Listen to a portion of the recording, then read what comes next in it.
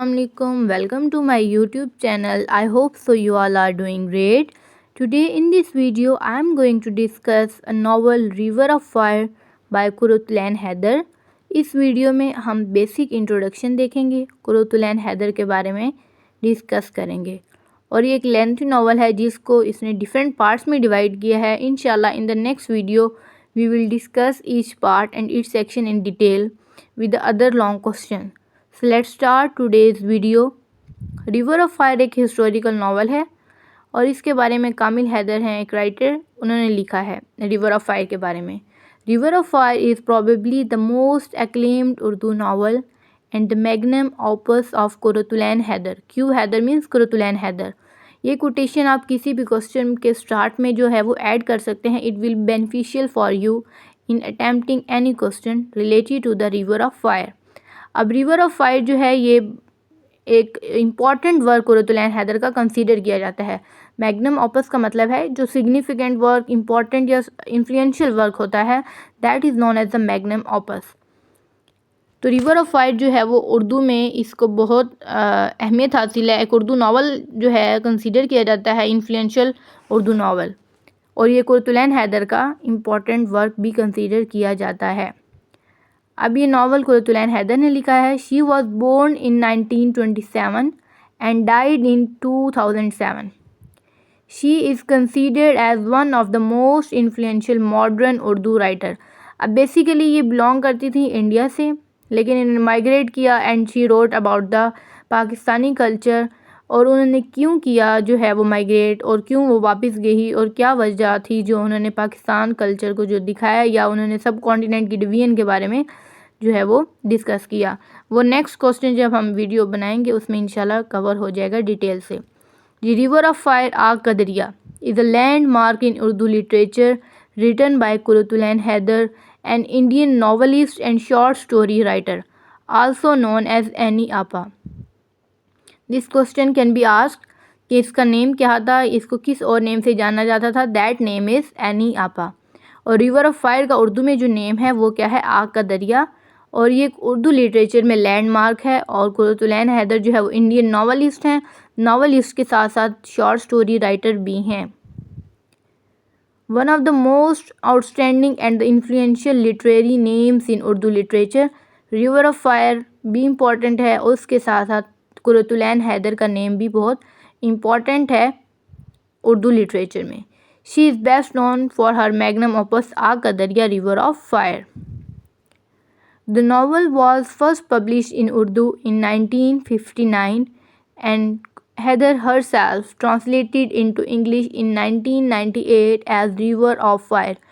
It's important short question कि कब लिखा गया था रिवर ऑफ फायर, एक्चुअली किस लैंग्वेज में लिखा गया था, उर्दू में, और वो कब पब्लिश हुआ था 1959 में, और बाद में इसको ट्रांसलेट किसने किया, कुरुतलैन ने खुद ही ट्रांसलेट किया, और कब किया था 1998 में, and then he was named as the river of fire. Times Literary Supplement says river of fire is to Urdu literature what Shakespeare to English literature. इस कोटेशन से, इन लाइन से इसकी इम्पोर्टेंस पता चलती है कि रिवर ऑफ फायर की क्या इंपॉर्टेंस है उर्दू लिटरेचर में। एज़ यू नो, शेक्सपियर जो है वो फादर कंसीडर किए जाते हैं इंग्लिश लिटरेचर में, मॉडर्न वो ड्रामा के। कहा जाता है कि जो शेक्सपियर थे वो सिर्फ एक एज के नहीं, अपनी रिनेसांस एज से ही बिलोंग करते थे। सिर्फ उस एज से जो है इनका वो नहीं था रिलेशन, बल्कि अब तक भी इनको क्या की जाती है, प्रेजेंट टाइम में भी इम्पोर्टेंस दी जाती है। जिस तरह इंग्लिश लिटरेचर में शेक्सपियर जो है इम्पॉर्टेंट है, इसी तरह रिवर ऑफ फायर जो है उर्दू लिटरेचर में उतनी ही अहमियत जो है उसको हासिल है। River of fire explores the vast sweep of time and history. It tells the story that starts from the 4th century BC to the post-independence period in India and Pakistan, passing at crucial incident of the history. अब इसमें history के बारे में जो बहुत से जो past में इंसिडेंट हो चुके हैं, जो इम्पोर्टेंट इंसिडेंट्स हैं, उनके बारे में जो है वो दिखाया गया है उसकी एक्सप्लेनेशन है।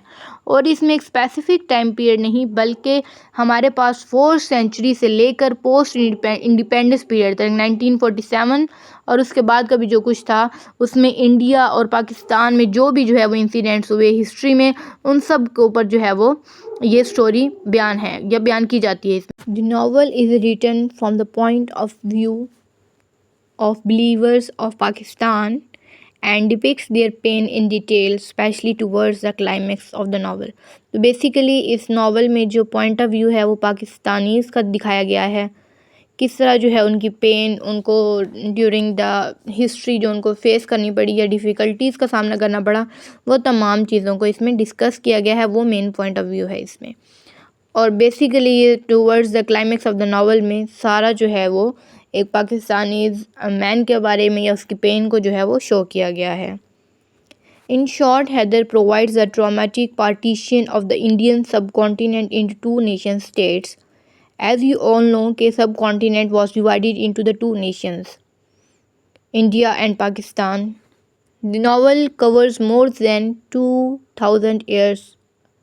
तो इसमें सिर्फ एक स्पेसिफिक टाइम पीरियड नहीं दिखाया गया या एक हिस्ट्री का कोई इवेंट जो स्पेसिफिक नहीं दिखाया गया, बल्कि इसमें डिफरेंट ईयर्स को हिस्टोरिकली जो है उनको पोर्ट्रे किया गया है और उसके इफ़ेक्ट्स को एक्सप्लेन किया गया है।